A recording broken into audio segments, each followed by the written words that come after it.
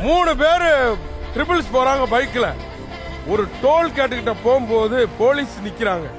Police நிக்கிறத பார்த்து இவங்க ஃப்ரெண்ட்லாம் மச்சி மச்சி நீ இறங்கிக்க, ட்ரிபிள்ஸ் போனா பிடிப்பாங்க அப்படின்னு சொல்லி இவரை இறங்கிக்கிற சொல்லிட்டாங்க. இவர் ரன்னிங்ல இறங்குற பக்கத்துல வெள்ளரிக்காய் விக்கிறவங்க கூடையில போய் விழுந்துட்டாரு. அந்த அம்மா என்ன பண்ணிருச்சு, இவரை வெள்ளரிக்காய் தான் எடுத்து நாளாக்கிரி நடுவுல பொடி வச்சு இவங்க ஃப்ரெண்ட்